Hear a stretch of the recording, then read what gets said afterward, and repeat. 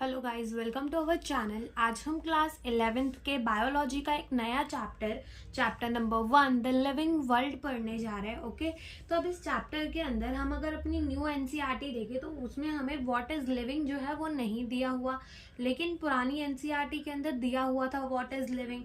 Okay, और नई NCERT के अंदर directly diversity in the living world से चालू है हमारा चैप्टर, लेकिन हम व्हाट इज लिविंग जो है वो भी पढ़ेंगे। ठीक है, तो सबसे पहले अगर हम अपना चैप्टर स्टार्ट करें द लिविंग वर्ल्ड, इसका मतलब यहाँ पर हम सारी लिविंग चीजों के बारे में पढ़ने वाले कि हमारी ये जो लिविंग वर्ल्ड है वो है कैसी।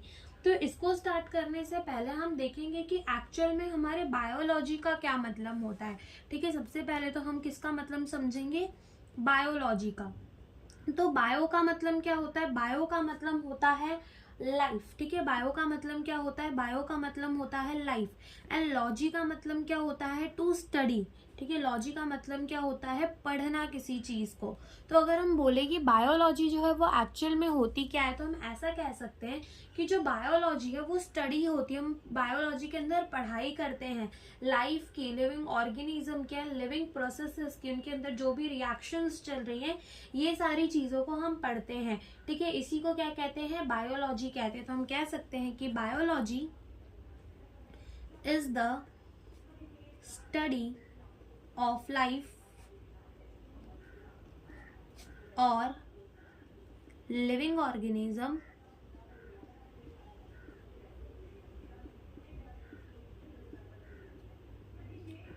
और लिविंग प्रोसेस।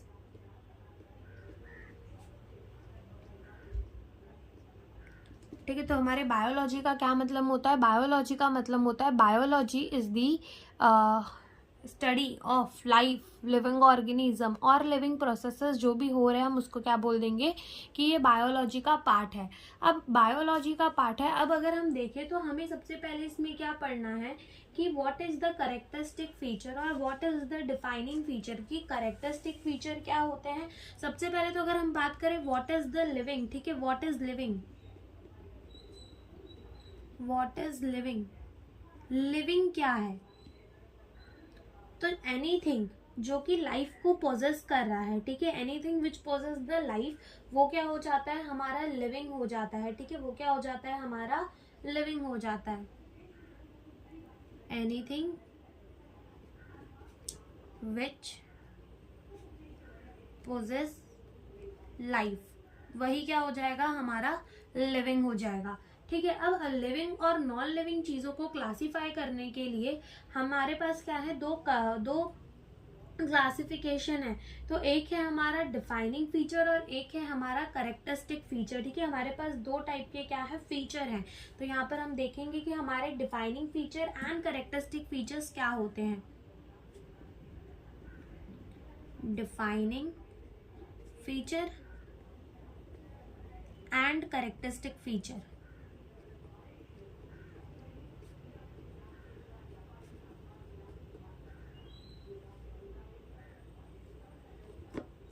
तो अगर हम बात करें डिफाइनिंग फीचर की, ठीक है, तो देखो इस पे, इसके नाम पे ही सब पहले सोचो कि डिफाइनिंग फीचर यानी कि ये एक ऐसा फीचर है जो कि लिविंग ऑर्गेनिज्म को डिफाइन कर रहा होगा। यानी कि ऐसे टाइप के जो फीचर है वो हमें सिर्फ और सिर्फ किसके अंदर देखने को मिलेंगे, लिविंग चीजों के अंदर ही देखने को मिलेंगे। ठीक है, all living organism have defining feature, जो है कोई एक्सेप्शन नहीं होगा कि डिफाइनिंग फीचर का कोई एक्सेप्शन हो, नहीं। जितने भी हमारे डिफाइनिंग फीचर है वो गारंटी से हमारे लिविंग ऑर्गेनिज्म के अंदर दिखेंगे ही दिखेंगे। Present in all living organism. Whereas अगर हम बात करें कैरेक्टरिस्टिक फीचर की, तो कैरेक्टरिस्टिक फीचर जो है ये मे और may not be present in the living organism. यानी कि ये लिविंग ऑर्गेनिज्म के अंदर प्रेजेंट हो भी सकता है और नहीं भी हो सकता। मे और may not be present in living organism. ठीक है, ये हो भी सकता है और नहीं भी प्रेजेंट हो सकता है लिविंग ऑर्गेनिज्म के अंदर, लेकिन जो हमारा डिफाइनिंग फीचर है वो गारंटेड लिविंग ऑर्गेनिज्म के अंदर प्रेजेंट होगा ही होगा। डिफाइनिंग फीचर नाम में ही है इसके, ये क्या करता है, लिविंग ऑर्गेनिज्म को डिफाइन करता है, ठीक है। जैसे अगर अपन बात करें कुछ डिफाइनिंग फीचर के एग्जाम्पल की, तो हम उसके अंदर सबसे पहले लिख सकते हैं सेलुलर ऑर्गेनाइजेशन। सेलुलर ऑर्गेनाइजेशन, इसका मतलब ये कि किसी के अंदर भी अगर सेल है, भले एक सेल क्यों ना, हम उसको क्या कंसिडर करेंगे, लिविंग कंसिडर करेंगे। दूसरा आ जाता है मेटाबॉलिज्म।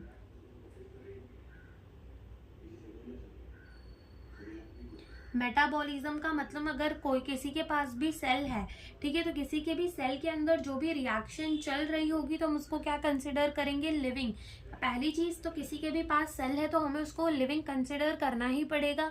दूसरी बात, मेटाबॉलिक रिएक्शंस उसके अंदर चल रही है, अभी आगे हम देखेंगे कि मेटाबॉलिक रिएक्शंस क्या होती हैं। तो अगर उसके अंदर मेटाबॉलिक रिएक्शंस चल रही है तो हमें उसे भी क्या कंसिडर करना पड़ेगा, लिविंग। क्यों? क्योंकि मेटाबॉलिज्म भी क्या है, काइंड ऑफ डिफाइनिंग फीचर, ठीक है। क्या है, मेटाबॉलिज्म हमारा एक टाइप का क्या है, डिफाइनिंग फीचर है। फिर एक और चीज होती है जो कि हमारे किस में आती है, डिफाइनिंग फीचर में आती है, और वो चीज क्या है, वो चीज है कॉन्शियसनेस, ठीक है। वो चीज क्या है, कॉन्शियसनेस।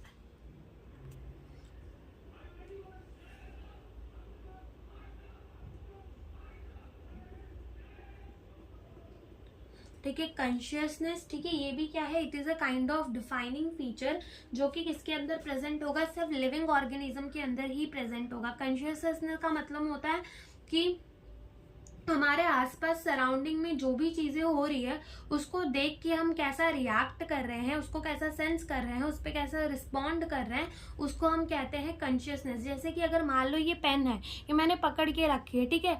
अब अगर ये गर्म होती तो क्या मैं इसको पकड़ पाती, नहीं पकड़ पाती। तो क्या मुझे ये सेंस हुआ, बिल्कुल सेंस हुआ कि ये गर्म है, और फिर क्या मैं रिस्पॉन्ड दूंगी कि इस पेन को छोड़ दूंगी, गर्म पेन तो नहीं पकड़ूंगी, तो इस पेन को छोड़ दूंगी। तो ये क्या हो गई, ये हमारी हो गई कॉन्शियसनेस, जो कि लिविंग ऑर्गेनिज्म के अंदर प्रेजेंट होगी ही होगी।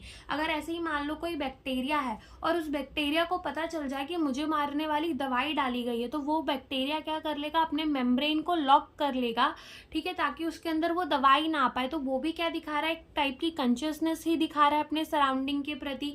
ऐसे ही प्लांट के अंदर भी देखने को मिलती है।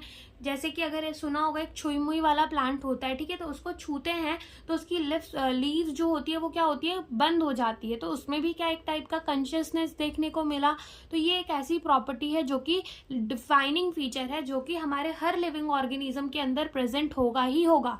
और this is the one of the best property अगर हमें किसी को लिविंग कहना है, ठीक है। क्योंकि अगर हमें 3 ऑप्शन दिए हुए हो, सेलुलर ऑर्गेनाइजेशन, मेटाबॉलिज्म और कॉन्शियसनेस, और हमसे पूछा जाए कि इनमें से सबसे बेस्ट डिफाइनिंग फीचर कौन सा है, तो हम क्या कहेंगे, कॉन्शियसनेस जो है वो सबसे बेस्ट डिफाइनिंग फीचर है, ठीक है। फिर उसके बाद हमारा आता है कैरेक्टरिस्टिक फीचर, जो कि हमने कहा कि ये मे और may not be present in the living organism, यानी कि ये लिविंग ऑर्गेनिज्म के अंदर प्रेजेंट हो भी सकता है और ये लिविंग ऑर्गेनिज्म के अंदर प्रेजेंट नहीं भी हो सकता। तो इसके अंदर हमारा क्या आ जाता है, ग्रोथ आ जाती है। अब सोचने में तो यही हो रहा कि ग्रोथ तो खाली लिविंग ऑर्गेनिज्म के अंदर होगी, ठीक है, ग्रोथ तो खाली लिविंग ऑर्गेनिज्म के अंदर होगी, तो हम लिख देते हैं growth present in living organism. Living organism के अंदर ग्रोथ तो प्रेजेंट है, लेकिन जरूरी नहीं कि ये नॉन लिविंग के अंदर ना हो, ठीक है। नॉन लिविंग के अंदर भी ग्रोथ हो सकती है। अब आप सोच रहे होगे कैसे नॉन लिविंग के अंदर ग्रोथ हो सकती है। जैसे कि मान लो कोई पहाड़ है, ठीक है, और उसके ऊपर क्या हो गया है, बर्फ गिरी, और बर्फ के वजह से एक्यूमुलेशन हो गया है स्नो का, ठीक है। तो क्या इसकी हाइट बढ़ गई, बिल्कुल इसकी हाइट बढ़ गई। तो क्या इसके अंदर ग्रोथ हुई है, बिल्कुल हुई है, ठीक है। और ऐसे ही अगर मान लो बर्फ की ना गिरकर मिट्टी की जो लेयर है वही चढ़ती जाती है, और एक अगर तुम देखो थोड़े समय के बाद तो ये माउंटेन थोड़ा बड़ा दिखता, ठीक है। तो क्या ये हमारी नॉन लिविंग ऑर्गेनिज्म के अंदर भी हुई। तो ग्रोथ जो है वो लिविंग ऑर्गेनिज्म के अंदर तो प्रेजेंट तो है, लेकिन ये नॉन लिविंग के अंदर भी प्रेजेंट होता है। इसलिए ग्रोथ को क्या कह दिया जाता है, ग्रोथ को क्या कह दिया जाता है, कैरेक्टरिस्टिक फीचर, ठीक है। ग्रोथ क्या है, कैरेक्टरिस्टिक फीचर, जो कि लिविंग ऑर्गेनिज्म के अंदर तो प्रेजेंट होगा, लेकिन also present in the non living organism. फिर दूसरा अगर हम बात करें हमारे कैरेक्टरिस्टिक फीचर की, दूसरे कैरेक्टरिस्टिक फीचर की, तो वो क्या आता है, रिप्रोडक्शन।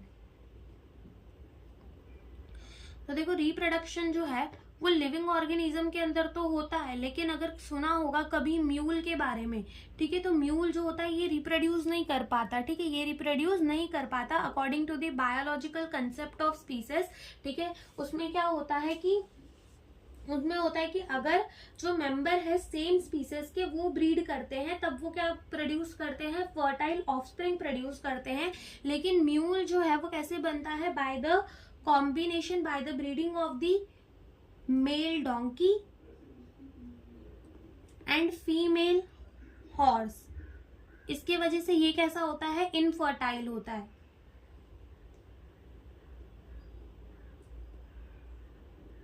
ठीक है, तो ये रिप्रोड्यूस नहीं कर सकता। तो रिप्रोडक्शन प्रेजेंट तो है लिविंग ऑर्गेनिज्म के अंदर, लेकिन कोई कोई लिविंग ऑर्गेनिज्म रिप्रोड्यूस नहीं कर सकते, ठीक है। तो ये भी क्या हो जाएगा, काइंड ऑफ कैरेक्टरिस्टिक फीचर हो जाएगा, ठीक है। तो अब हम क्या करेंगे, हम एक एक करके सारे डिफाइनिंग फीचर्स को एंड कैरेक्टरिस्टिक फीचर्स को समझेंगे, ठीक है। एक एक करके सारे defining feature and characteristic feature को समझेंगे, जिसमें पहले सबसे पहले हम क्या समझेंगे, सबसे पहले हम समझेंगे ग्रोथ को। तो अगर हम बात करें ग्रोथ की, तो ग्रोथ जो है वो हर लिविंग ऑर्गेनिज्म के अंदर प्रेजेंट होता है, ठीक है।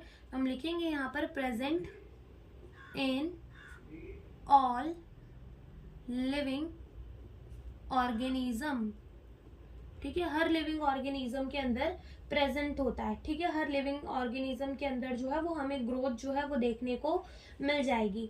अब ग्रोथ के ना ट्विन कैरेक्टर होते हैं। इसका मतलब क्या कि अगर उस जो भी ऑर्गेनिज्म है उसके अंदर हमें वैसा चेंज देखने को मिल जाए तो हम कह सकते हैं कि उसके अंदर क्या हुई है, ग्रोथ हुई है। और वो ट्विन कैरेक्टर क्या है, एक तो है कि इंक्रीज इन मास, अगर किसी का मास बढ़ जाए तो हम कहते हैं कि उसके अंदर क्या हो गई है, ग्रोथ हो गई है, ठीक है। क्या बोला हमने कि ग्रोथ के ट्विन कैरेक्टर होते हैं। एक होता है इंक्रीज इन मास, यानी कि किसी का मास बढ़ गया है तो हम कहेंगे कि उसके अंदर क्या हो चुकी है, ग्रोथ हो चुकी है। दूसरा होता है इंक्रीज इन नंबर, अगर किसी का नंबर भी बढ़ जाता है, जैसे कि बैक्टीरिया, ठीक है, ये सारे लोगों का नंबर भी बढ़ जाता है तो हम क्या कह देते हैं कि ग्रोथ हुई है, ठीक है। तो लिखते हैं यहाँ पर growth has twin character. Growth के कितने कैरेक्टर है, 2 कैरेक्टर्स है, ट्विन कैरेक्टर। एक है हमारा इंक्रीज इन मास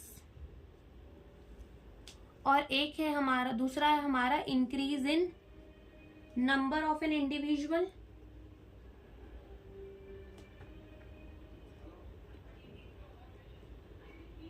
ठीक है। तो this are the twin character of the growth. या तो किसी का मास बढ़ जाएगा तब हम कह देंगे उसके अंदर ग्रोथ हो चुकी है, या फिर किसी के नंबर ऑफ एन इंडिविजुअल बढ़ जाएंगे तो हम क्या कहेंगे, उसके अंदर ग्रोथ हो चुकी है।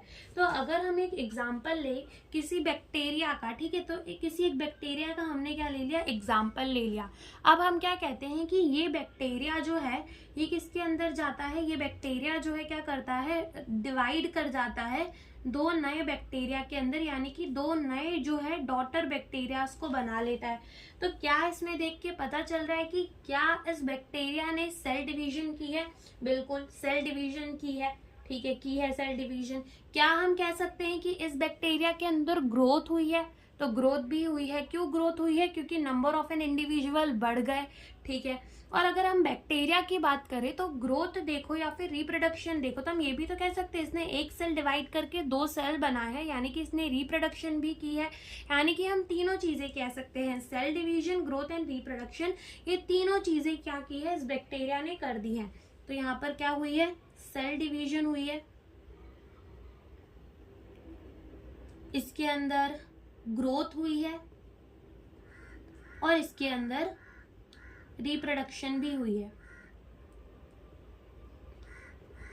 ठीक है। तो हम ऐसा कह सकते हैं कि जो भी हमारे यूनिसेलुलर ऑर्गेनिज्म होते हैं, तो यूनिसेलुलर ऑर्गेनिज्म के अंदर cell division, growth and reproduction ये म्यूचुअली इंक्लूसिव इवेंट होते हैं, यानी कि एक दूसरे से इंटरडिपेंडेंट होते हैं। इसका मतलब क्या, म्यूचुअली इंक्लूसिव इवेंट का मतलब क्या, तो देखो इंक्लूसिव इवेंट का मतलब होता है कि सेम इवेंट, या तो किसी बैक्टीरिया के अंदर ग्रोथ हो गई तो हम कह देंगे कि उसने सेल डिवीजन किया, या तो हम ऐसा कह दें कि अगर किसी बैक्टीरिया ने सेल डिवीजन किया तो हम कहेंगे कि उसने ग्रोथ कर दी, उसने अपनी नंबर ऑफ एन इंडिविजुअल बढ़ा दी। और नंबर ऑफ एन इंडिविजुअल बढ़ा दी इसका मतलब उसने रिप्रोडक्शन भी कर ली अपने जैसे और प्रोड्यूस कर दिए, अपने जैसे ही सेम इंडिविजुअल और प्रोड्यूस कर दिए, ठीक है, तो हम कह सकते हैं कि in the unicellular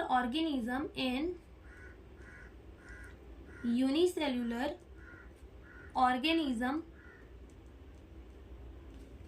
cell division, growth and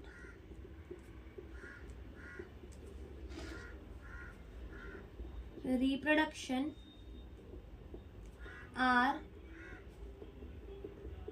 mutually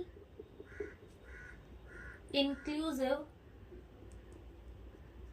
event, यानी कि ये एक दूसरे पे क्या है, इंटर डिपेंडेंट। ओके, तो ये हमने कह दिया किसके लिए, फॉर द यूनिसेलुलर ऑर्गेनिज्म। लेकिन अगर हम बात करें in the multicellular organism,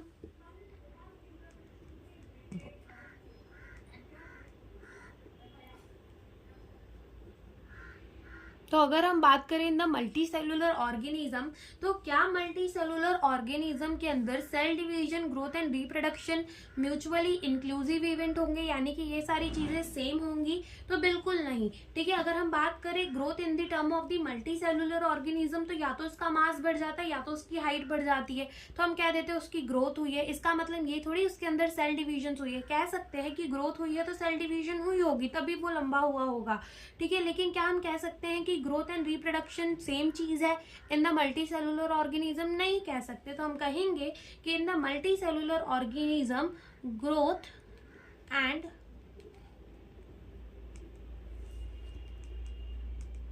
reproduction are mutually exclusive, यानी कि अलग अलग चीजें हैं in the multicellular organism, mutually exclusive event है, यानी कि ये इंडिपेंडेंट है, एक दूसरे पे डिपेंड नहीं करते। इन दोनों चीजों को हम सेम नहीं कह सकते, ओके।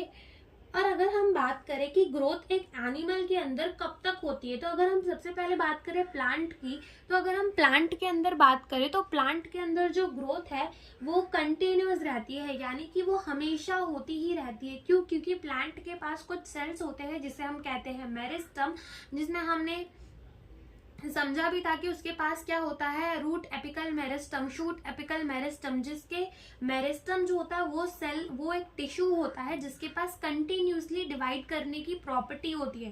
प्लांट जो है वो हमेशा डिवाइड करता रहता है, भले हमें दिखे ना, लेकिन एकदम उसका प्रॉपर ऑब्जर्वेशन लिया जाए कभी प्लांट का, ठीक है, वो बड़े बड़े प्लांट भी है, तो अगर आप देखोगे तो वो 1 इंच ही क्यों ना, लेकिन वो बड़ा होगा, ठीक है।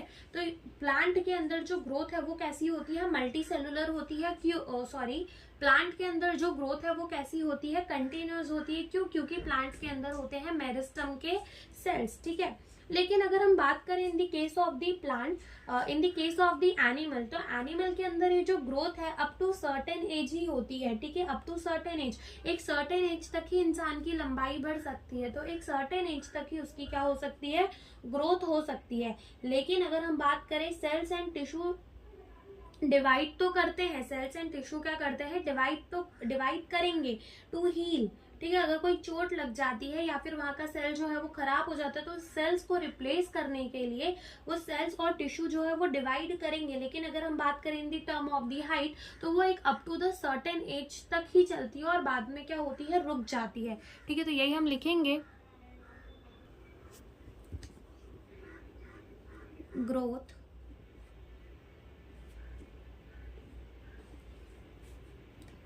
in animal occur up to certain age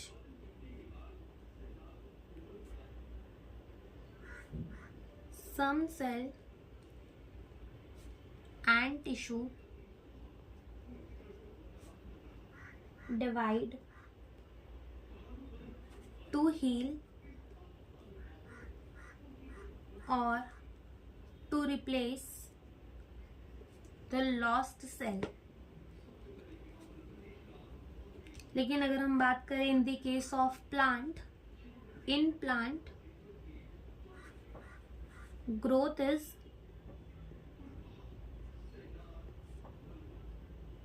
continuous because of meristem.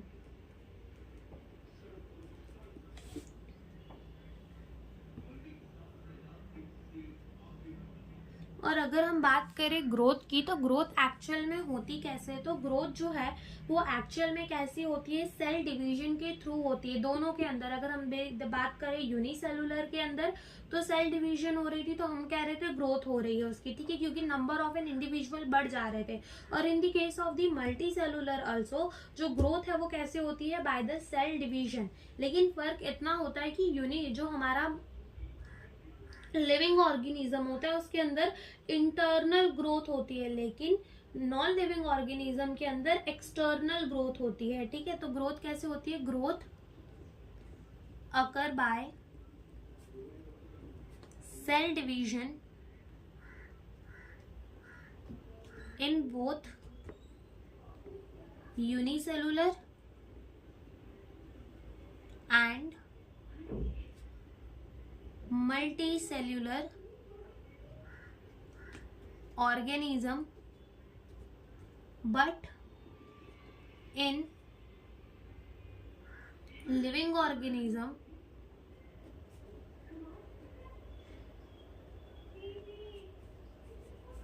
growth is internal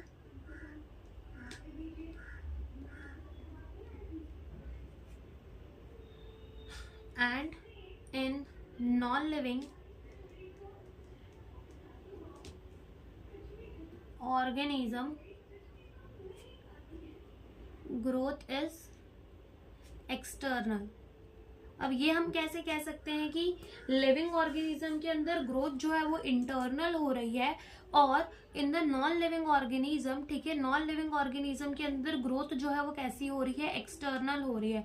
अब इस एक्सटर्नल वाले का हम एक एग्जांपल ले सकते हैं फिर से एक माउंटेन का। तो एक माउंटेन के ऊपर, ठीक है, एक्यूमुलेशन हो जाता है किसी भी स्नो का, ठीक है, स्नो का एक्यूमुलेशन हो जाए माउंटेन में, तो क्या माउंटेन का मास बढ़ जाएगा? बिल्कुल। लेकिन क्या वो अंदर से बढ़ा है? नहीं, वो एक्सटर्नल बढ़ा है, ठीक है। तो नॉन लिविंग के अंदर कैसी ग्रोथ होती है? एक्सटर्नल ग्रोथ होती है, accumulation of the matter on their surface, ठीक है। तो यहाँ पे हम लिखेंगे एक्यूमुलेशन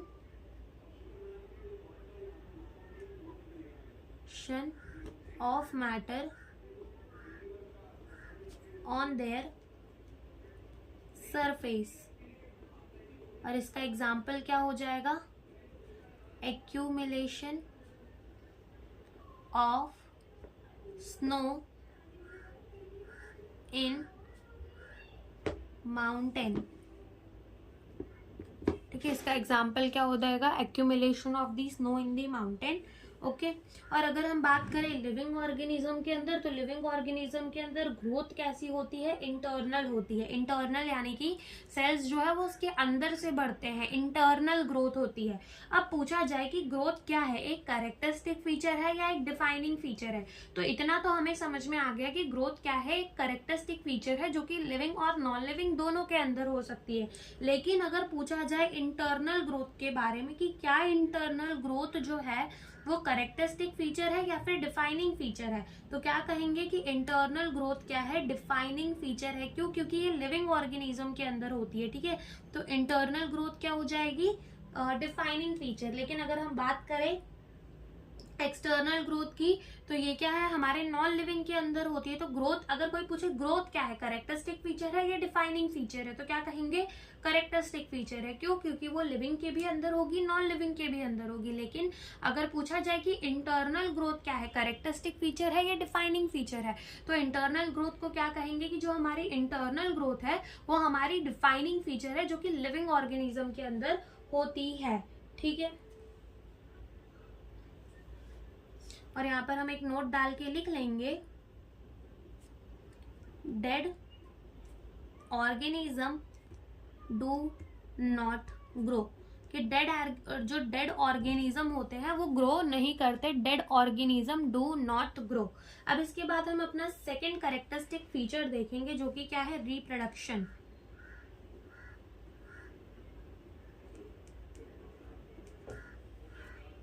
अगर अब हम बात बात करें अपने सेकंड कैरेक्टरिस्टिक फीचर की, दैट इज द रिप्रोडक्शन। अब रिप्रोडक्शन क्या होता है, ये जो है एक ऐसी बायोलॉजिकल प्रोसेस होती है जिसमें लिविंग ऑर्गेनिज्म जो है वो अपने नेक्स्ट जनरेशन के ऑर्गेनिज्म को बनाते हैं, उसको कहते हैं रिप्रोडक्शन। तो यहाँ पे हम लिखेंगे कि रिप्रोडक्शन क्या होती है, biological process by which living organism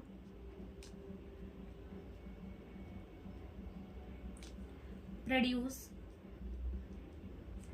their next generation organism।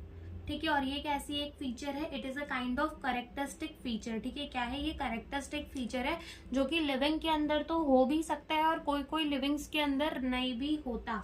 ठीक है, अब यहाँ पे अगर अपन बात करें रिप्रोडक्शन की, तो कितने टाइप के रिप्रोडक्शन होते हैं, 2 टाइप के। एक होता है सेक्सुअल रिप्रोडक्शन और एक होता है एसेक्सुअल रिप्रोडक्शन। सेक्सुअल रिप्रोडक्शन कौन सा होता है, जिसके अंदर 2 पेरेंट इन्वॉल्व होते हैं। ठीक है, और यहाँ पर जो एसेक्सुअल रिप्रोडक्शन होता है उसके अंदर सिर्फ एक ही पेरेंट इन्वॉल्व होता है। तो अगर हम बात करें सेक्सुअल रिप्रोडक्शन की, तो इसके अंदर क्या आते हैं, वेरिएशंस आ जाते हैं जो कि बहुत ज्यादा हेल्पफुल होते हैं फॉर द इवोल्यूशन। ठीक है, तो हियर फिर ऐसे लिख देते हैं, has variation which is helpful in evolution। और अगर हम बात करें एसेक्सुअल रिप्रोडक्शन की, तो इसके अंदर कोई भी वेरिएशन नहीं आते। ठीक है, 100% सिमिलर रहती है इसकी प्रोजेनी, यानी कि जो नेक्स्ट जनरेशन आती है, ठीक है, नेक्स्ट डॉटर्स बनती हैं, डॉटर सेल्स बनती हैं, तो वो कैसी होती है, 100% सिमिलर होती हैं, 100% सिमिलर प्रोजेनी सेल। ठीक है, और 100% सिमिलर प्रोजेनी सेल्स होती है, तो हम इसको क्या कह देते हैं, क्लोन कह देते हैं, CLONE। क्या कह देते हैं, क्लोन कह देते हैं। अब क्लोन का मतलब क्या होता है कि ये मॉर्फोलॉजी, यानी कि बाहर देखने में बाहर कैसी दिखती है, मॉर्फोलॉजी का मतलब होता है किसी चीज को बाहर से देखना। ठीक है, तो इसकी जो मॉर्फोलॉजी होती है एज वेल इसका जो जेनेटिक मेकअप होता है, यानी कि इसका DNA वगैरह, RNA वगैरह जो भी होता है वो एकदम कैसा होता है, सिमिलर होता है। तो हम लिखेंगे morphology and genetic material similar। Okay, अब हम क्या देखेंगे कि यहाँ पर हम नोट डाल के लिखेंगे कि नॉट ऑल लिविंग ऑर्गेनिज्म, हमने पहले भी ये बात को देख लिया कि लिविंग ऑर्गेनिज्म जो होते हैं, यानी कि जो हमारा रिप्रोडक्शन होता है वो क्या होता है, कैरेक्टरिस्टिक फीचर होता है। ठीक है, वो कैरेक्टरिस्टिक फीचर है तो वो लिविंग ऑर्गेनिज्म के अंदर प्रेजेंट हो भी सकता है और नहीं भी प्रेजेंट हो सकता। तो हम लिखेंगे कि not all living organism can reproduce, सारे लिविंग ऑर्गेनिज्म जो है वो रिप्रोड्यूस नहीं कर सकते। इसका एग्जाम्पल क्या हो जाएगा, एक तो म्यूल हो जाएगा, ठीक है, दूसरा क्या हो जाएगा, वर्कर बी। अब ये जो वर्कर बी होती है, तो ये जो बी की पूरी प्रजाति होती है, ठीक है, मधुमक्खियों की, तो उसमें जो रानी मक्खी होती है उसी को रिप्रोड्यूस करने का हक होता है, और ये जो वर्कर बी होती है ये सिर्फ काम करती रह जाती हैं। ठीक है, ये होता है। और कुछ इनफर्टाइल कपल्स होते हैं,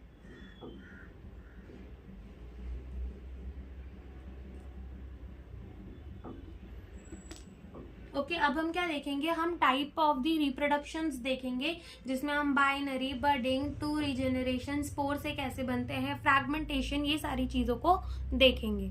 अब हम देखेंगे टाइप ऑफ रिप्रोडक्शन, जिसके अंदर हम सबसे पहले क्या देखेंगे, बाइनरी फिजन। क्या देखेंगे, बाइनरी फिजन।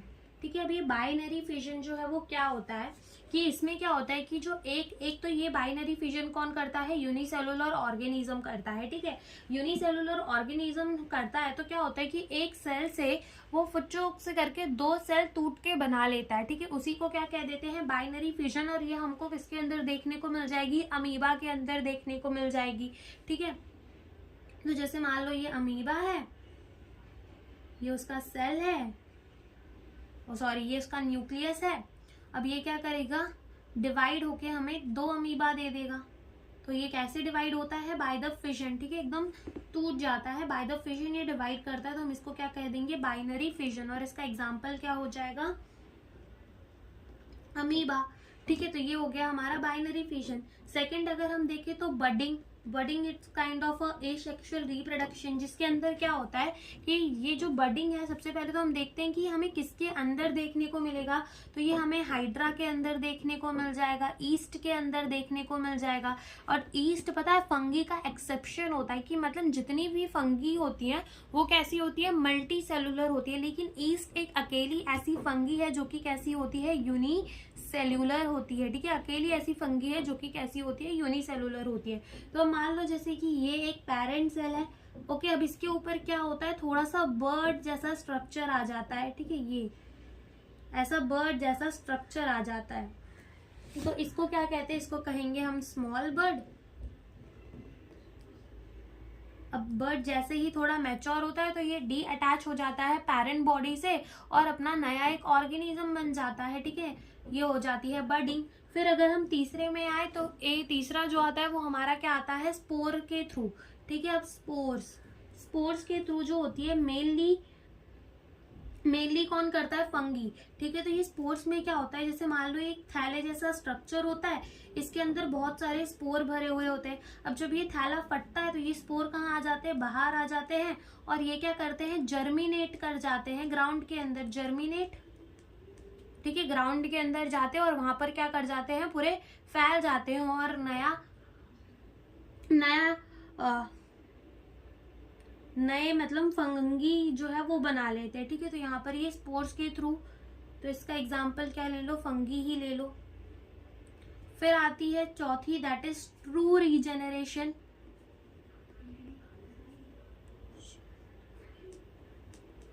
अब ट्रू रीजेनरेशन का एग्जाम्पल तो याद होगा, जो कि 10th में भी बहुत ज्यादा देखा होगा कि क्या होता है ट्रू रीजेनरेशन, किसके अंदर देखने को मिलती है? प्लेनेरिया के अंदर देखने को मिलती है। कि इसके अंदर क्या होता है कि एक हमें किसके अंदर देखने को मिलेगी? ये तो पहली बात हम लिख लेते हैं, प्लेनेरिया के अंदर देखने को मिलेगी। इसके अंदर क्या होगा कि एक जो है ये प्लेनेरिया होगा, ठीक है। ये प्लेनेरिया है, मान लो ऐसे दिखता है प्लेनेरिया, थोड़ा ऐसा सा। अब क्या होता है कि प्लेनेरिया की बॉडी जो है, इसको अगर तुम चाहे कितने भी पीसेस के अंदर कट कर दो, चाहे इसके पूरे 100 पीसेस कर दो, 1000 पीसेस कर दो, कितने भी पीसेस कर दो, 3 पीसेस कर दो, 2 पीसेस कर दो, तो इसके हर एक पीस के पास, ठीक है, इसके हर एक पीस के पास क्या होती है? इंफॉर्मेशन होती है। इसके हर एक टुकड़े के पास इंफॉर्मेशन होती है कि पूरा का पूरा बॉडी जो है वो कैसे बनाना है, पूरी की पूरी बॉडी जो है प्लेनेरिया की वो कैसे बनानी है। तो मान लो अगर हमने इसको 3 पार्ट में कट कर दिया तो ये 3 नए प्लेनेरिया जो है वो बन जाएंगे।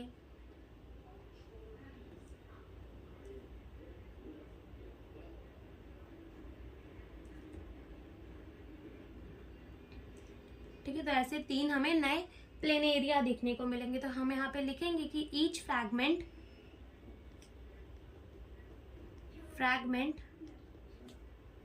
हैज इंफॉर्मेशन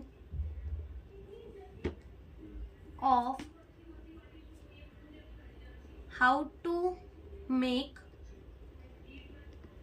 whole body, ठीक है। ईच फ्रैगमेंट के पास इंफॉर्मेशन होती है कि पूरी की पूरी बॉडी जो है प्लेनेरिया की कैसे बनानी है। तो ये होता है ट्रू रीजेनरेशन। 5th अगर मैं आए तो हम यहाँ पर क्या लिखेंगे? फ्रैगमेंटेशन। तो अगर हम देखें ट्रू रीजेनरेशन और फ्रैगमेंटेशन, तो ये जो चीज है वो बहुत ज्यादा सेम सी दिखती है, लेकिन ये सेम नहीं होती। अब ये क्यों नहीं सेम होती? अब ये सबसे पहले होती किसके अंदर है, हम उसका एग्जाम्पल देख लेते हैं। तो ये हमें किसके अंदर देखने को मिल जाएगी? फिलामेंटस एल्गे के अंदर हमें ये देखने को मिल जाएगी।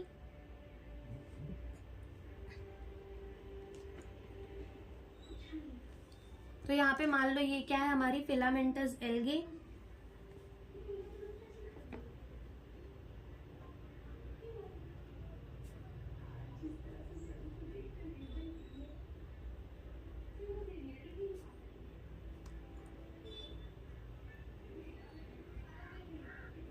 अब देखो ये मान लो क्या है, हमारा एक फिलामेंटस एल्गे है। अब क्या करोगे कि आप क्या करोगे कि इसके ऐसे ऐसे करके फ्रैगमेंट्स बना दोगे। अब ये आप जो है क्या करोगे कि फ्रैगमेंट्स बना दोगे, ठीक है। अब इसका जो ये एक डब्बा है, ठीक है, इसके पास कंप्लीट इंफॉर्मेशन होगी कि पूरा का पूरा नया बॉडी कैसे बनाना है। लेकिन ये जो आधा वाला है, इसके पास पूरी इंफॉर्मेशन नहीं होती। जैसे अगर प्लेनेरिया को लो तो इसके कैसे भी टुकड़े कर दो, भले इसको मिक्सर में डाल के पीस दो, ठीक है, जितने इसके पार्ट्स बनेंगे उतने नए प्लेनेरिया बन जाएंगे। लेकिन फ्रैगमेंटेशन के अंदर ऐसा नहीं होता कि ये जो आधा पार्ट है वो खुद हमारा नया फ्रैगमेंट जो है, ये नया ऑर्गेनिज्म जो है वो नहीं बना सकता, ठीक है, नया ऑर्गेनिज्म नहीं बना सकता। ऐसे ही अगर इसको कहीं बीच बीच में से कट कर दिया तो नहीं बना सकता, सिर्फ इसको एकदम अलग से हमें कट करना पड़ता है। और ये जो एक नए डब्बे हैं ये जाकर नया ऑर्गेनिज्म बना सकते हैं, ये आधे वाले नहीं। तो ये डिफरेंस होता है between the true regeneration and fragmentation. तो हम यहाँ लिखेंगे कि इसके पास क्या है, कंप्लीट इंफॉर्मेशन, बट इसके पास नॉट कंप्लीट इंफॉर्मेशन, इसके पास कंप्लीट इंफॉर्मेशन नहीं है, नॉट कंप्लीट इंफॉर्मेशन की इसके पास कंप्लीट इंफॉर्मेशन नहीं है। तो यहाँ पे रिप्रोडक्शन वाला पार्ट जो है वो खत्म होता है। इसके बाद हम देखेंगे मेटाबॉलिज्म, ठीक है, जो कि हम